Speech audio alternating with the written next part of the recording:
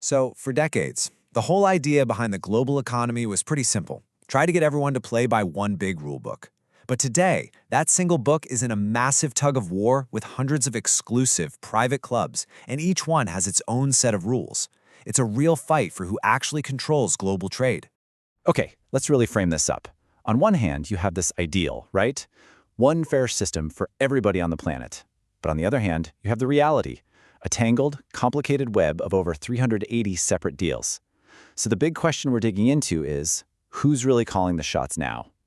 All right, here's how we're going to break it all down. We'll start with the original referee, then look at the rise of its challengers. We'll dive into the big debate they've kicked off, see why the whole system is now in crisis, understand our new messy reality, and finally, try to figure out what it all means for the future of trade. Okay, first things first. Let's talk about the institution that was set up to be the one undisputed umpire for all of global trade. You see, the whole point of the WTO was built on this one simple but really powerful idea, the most favored nation principle. Basically, it just means you can't play favorites. If you give a special deal to one trading partner, you got to offer that exact same deal to everyone else. It's the absolute bedrock of a fair and equal system. And here's something that might surprise you. Despite all the talk about the WTO being a relic, it is far from it. It's still the foundation for almost everything. Get this, about 3/4 of all global trade still happens under its basic rules. That just goes to show how deep this system runs, even with all these new deals popping up. But that foundation is definitely being shaken. A powerful challenger has entered the ring. These exclusive clubs, officially known as Regional Trade Agreements or RTAs. And when we say explosive growth, we are not kidding. If you go back to 1990, there were fewer than 50 of these deals in the entire world.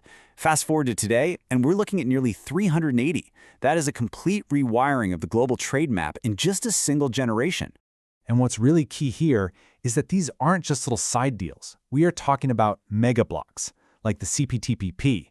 That's the big one linking countries around the Pacific, and RCEP, which is this massive partnership in Asia. They're going way deeper than the WTO ever could, writing brand new, super detailed rules for things like digital trade and complex supply chains. So this brings us to the big, central question here. Are all these private clubs building a better, more connected world? Or are they actually creating stumbling blocks that are hurting global trade? Okay, so the argument for these deals, right? The people who love them call them building blocks.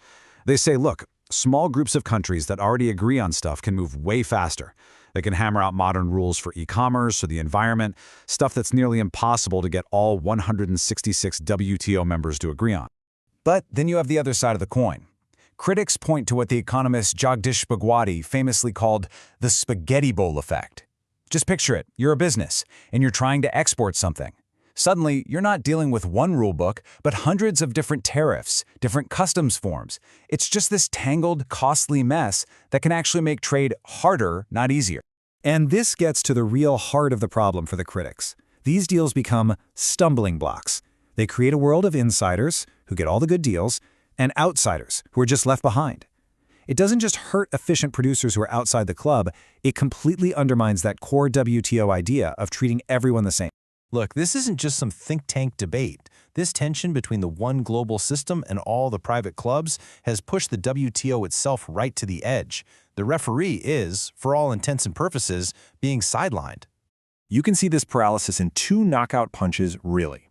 First, the total collapse of the Doha round of global trade talks after 14 years of going nowhere.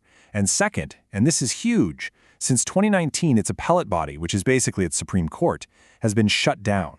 It can't issue final rulings anymore. And the impact of that has been massive. With the top court out of commission, the number of new trade disputes being filed has dropped by about 2/3. And it makes sense, right? Why would you take your case to a court that can't give you a final, binding verdict? Countries are just losing faith. So, with the main referee on the sidelines, what does the game look like now? Well, it's not total chaos, but it's messy. We're in a new reality where the WTO has to find a totally different way to stay in the game. One way it's adapting is this idea of plurilateralism. Think of it like this. Instead of trying to make all 166 members agree on everything, which led to gridlock, you let smaller coalitions of the willing go ahead and make new rules just for themselves, but still inside the WTO framework. It's a much more flexible approach. And this brings us to maybe the WTO's most important and kind of unexpected new job in this messy world. It acts as a compliance ceiling, or you could think of it as a safety net. So what does that mean?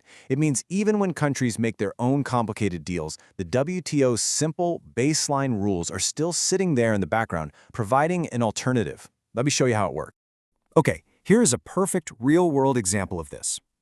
The new North American trade deal, the USMCA, came with some really strict and expensive rules for car parts.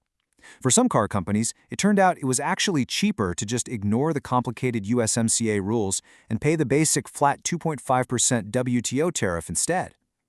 In that case, the WTO rule acted like a price cap on the fancier regional deal, proving its baseline rules still have real teeth. All right, let's bring this all home. Where does all this leave us? Well, this new, hybrid system has put the entire global economy at a huge fork in the road. You know, the debate has totally shifted. The question isn't, will regional deals kill the WTO anymore? The real question now is, can the WTO evolve into a kind of docking station, a club of clubs, where all these different agreements can plug in and coexist under one big roof? And make no mistake, the stakes are incredibly high. This quote from the IMF really says it all. The real choice isn't between regional deals and the WTO. The choice is between finding a way for them to work together to build an integrated world or just letting the whole system fall apart. So, at the end of the day, the big takeaway is this. The world of trade isn't a single highway anymore. It's a complex, sometimes confusing network of roads. The challenge isn't about picking one road over another. It's about building the on-ramps and the intersections to make sure they all connect. Because if we don't, we're risking a future of higher walls, more fragmentation, and a global economy that's worse off for everyone. And that leaves us with the final critical question. Who's going to be the architect for that new system?